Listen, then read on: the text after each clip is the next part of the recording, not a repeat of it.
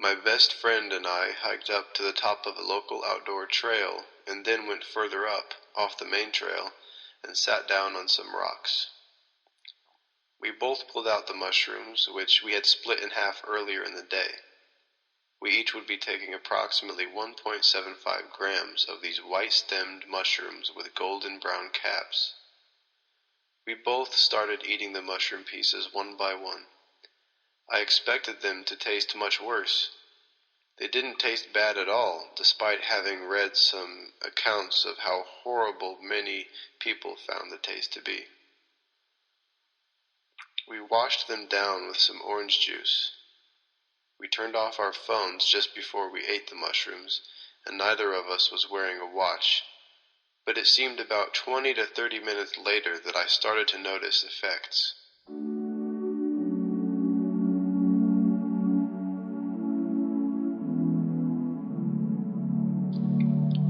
I was laying on my back on a flat stone or boulder and closing my eyes. When I moved my body, I started to imagine that it was made of rubber. It felt different in a subtle way that I can only describe as feeling rubber-like. I sat up and told my friend this.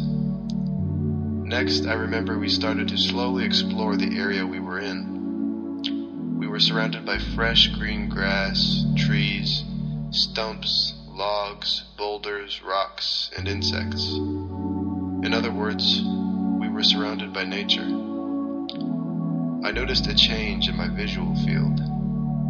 Everything was more vivid and clear than usual.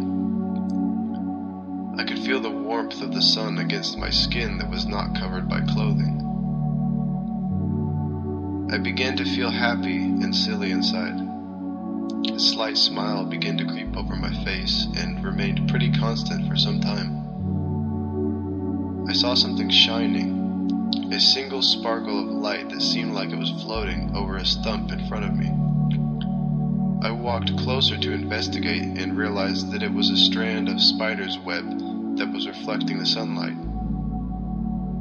I found the main part of the actual web and noticed a spider. As I was looking very closely at the spider, again I specifically noticed the enhanced clarity of my vision. I was now realizing how curious I felt about everything in my surroundings.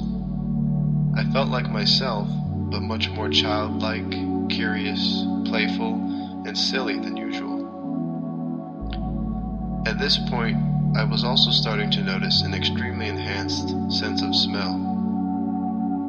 Typically, I would think of myself as having a pretty weak sense of smell. But as we continued to make our way up the hill we were on, I noticed that I could smell the grass beneath our feet. The depth to this smell was incredible. I could smell just how fresh it was and how alive it was. I felt very comfortable and relaxed during that moment. The smell felt connected to my early childhood when I was about 6 years old, when I was playing soccer with a community team.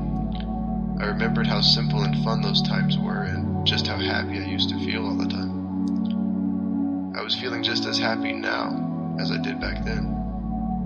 The feeling was amazing.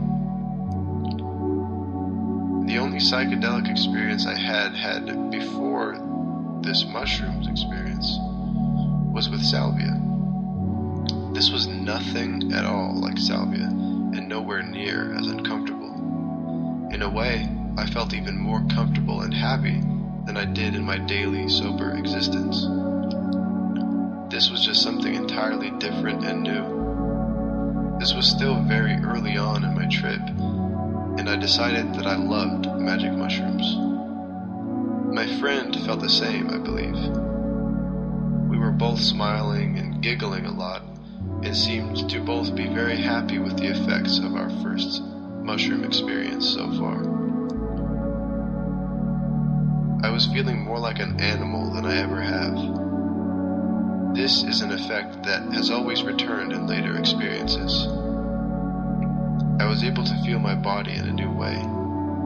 I noticed the flesh, the hair, my heartbeat, and the blood pumping through my veins. I was more aware of all life forms around me as well. spiders and ants and other insects, the living trees, grasses, and flowers around us. I was sensing the life in everything, including my own body. It was all so beautiful.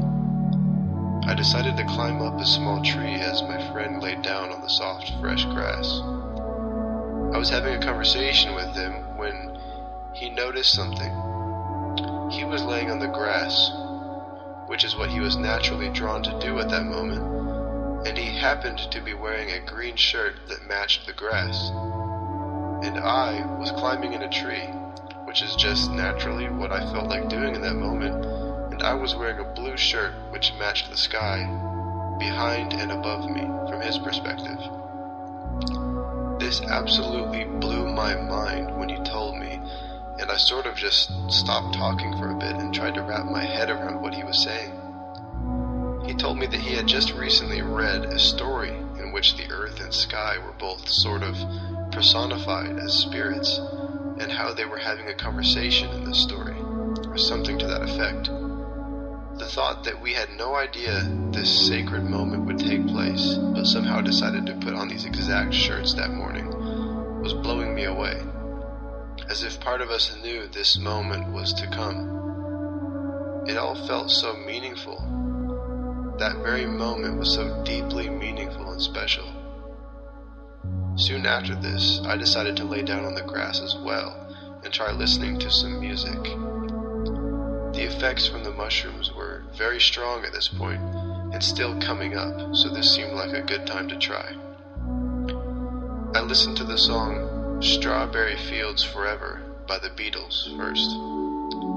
I can't specifically remember my feelings other than the fact that the song simply sounded much better than usual. Then I can remember listening to the song Flim by Aphex Twin. I was laying down with my eyes closed, listening to the song and just staring into the darkness behind my eyelids. I was curious if any closed-eyed visuals would form. Not much of anything happened, except of something that quickly flashed in my mind's eye. It was not a visual, I think, but more of something I just imagined. Maybe just more vivid than usual. It was like a peephole that I looked through. Behind it were many bright yellow, childlike, or even baby-like faces with strange-looking smiles on their faces. Creepy, but in a funny way. I decided that was enough of that and stopped listening to music. I stood up and noticed that there were many black ants crawling all over my lower leg. Typically I would react more sharply to something like this, but as the result of the way the mushrooms had been making me feel, I just laughed and gently brushed them off my leg. In a way, I actually enjoyed that it had happened. I noticed my laugh at this point. It was like someone else's laugh. Extra goofy and cartoon-like. Hearing my own laugh made me laugh even more. I felt this side of myself being expressed through my laughter that I had never felt. A more relaxed and goofy side. My friend and I decided to continue up the hill at this point.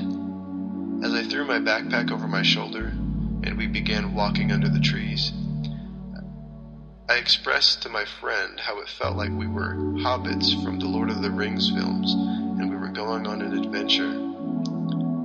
As silly as the thought was, it actually did feel like I was a hobbit and we were in a magical forest which was somehow enchanted. I felt my body swaying as I walked through the grass, as if I was a blade of grass myself. Our movements both seemed very fluid. My friend was speaking to me about the book he was currently reading, called The Cosmic Serpent, and something about twin serpent gods who spiraled around each other and balanced each other out, or something like that.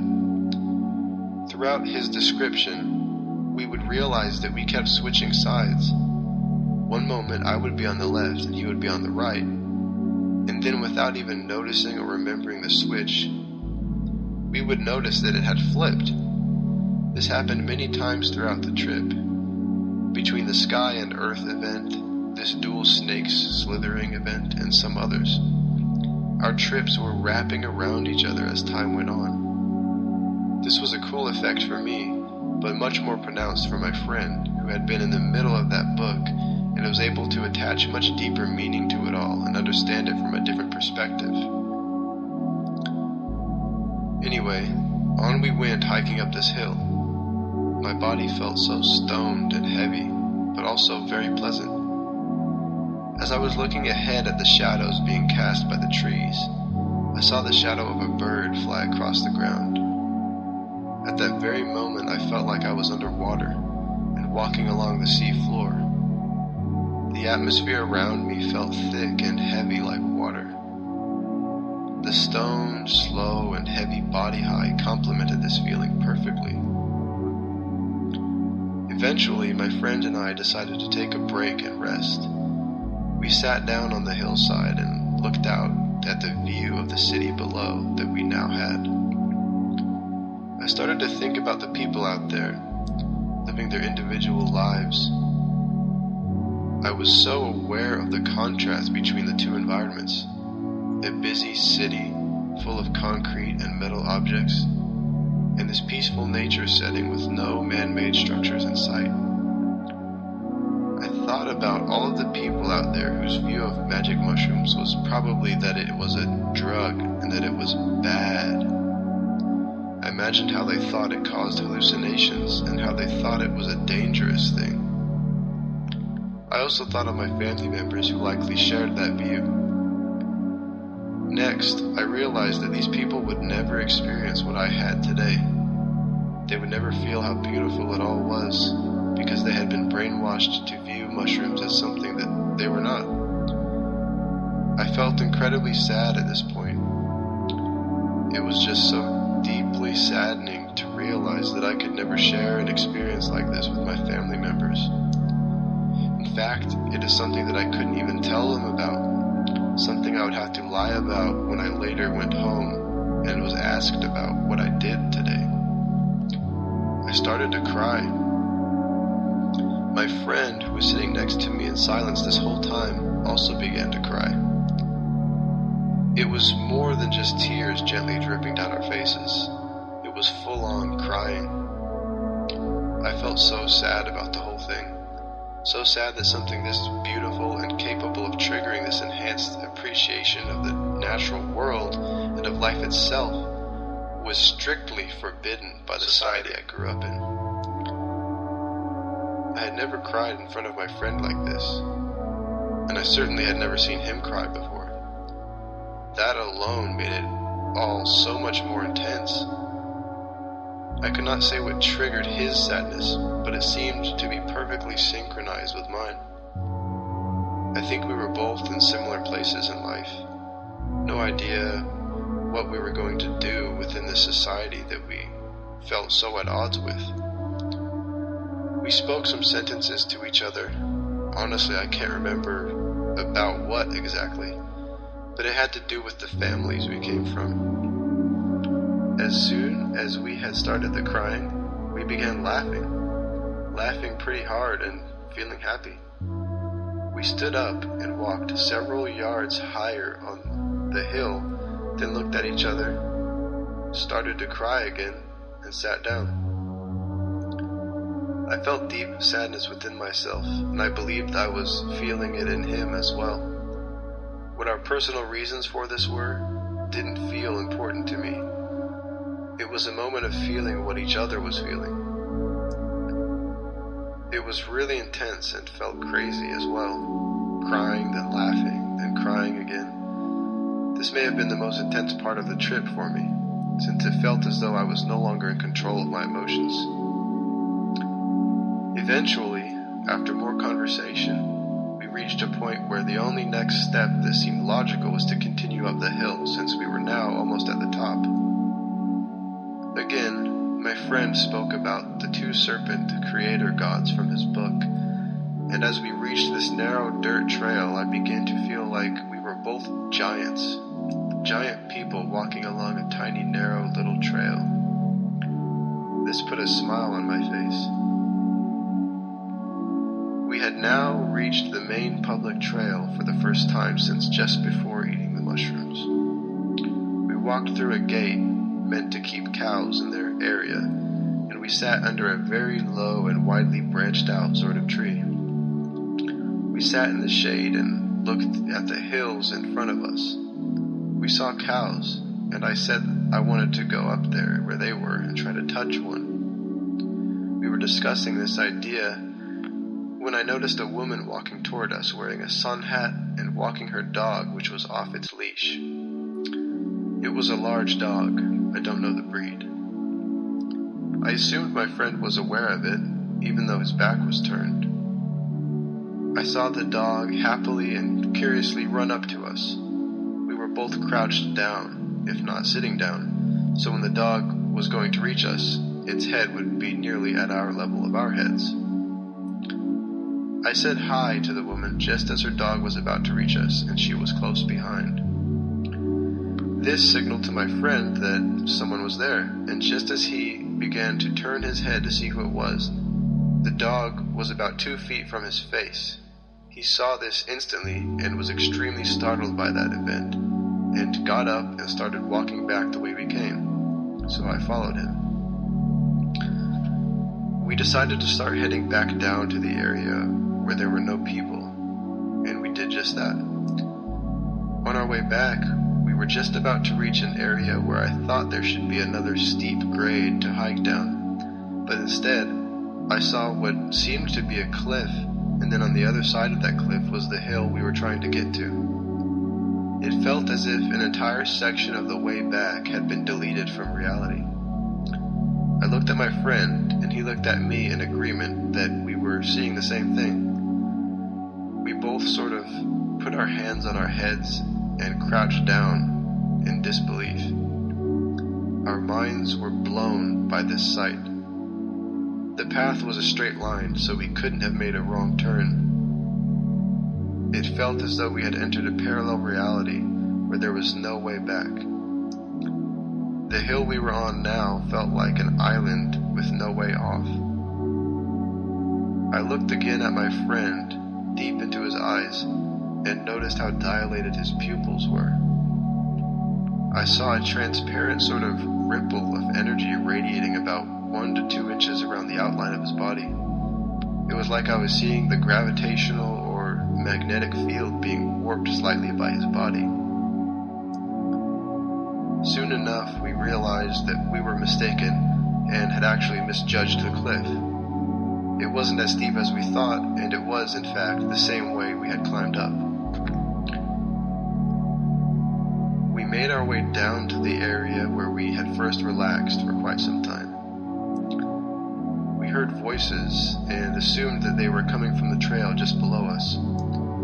The voices got louder until a man and his son appeared walking up the hill right through our space. This sort of tripped my friend out quite a bit and made him feel nervous since he was taking a piss on a tree when they suddenly appeared. Also, he perceived the 2 individuals to be the same person. But it was as if, for him, reality had skipped and replayed itself. In other words, he saw the same guy walk by 2 times. We both felt that it was time to make it back down the hill at this point and leave these woods entirely. We both began to feel paranoid now that we were approaching a highly populated and busy area. There was a sense of urgency to get where we were going that hadn't been felt the entire trip until now. I later learned that my friend was feeling many dimensions around him, parallel realities where different decisions had been made and things had been changed. He didn't know which one he was in at times, I later learned. And at one point during our descent into the parking lot, we passed a man and a woman with their baby in a stroller. There was this really awkward sort of interaction we had without even saying anything, just the way that we passed each other. And I later found out that my friend thought that he was the baby in the stroller, and he told me he could even feel the shit in his diaper. That sounded horribly uncomfortable uncomfortable and confusing to me, but it all explained why, at the time, he was so eager to leave that area.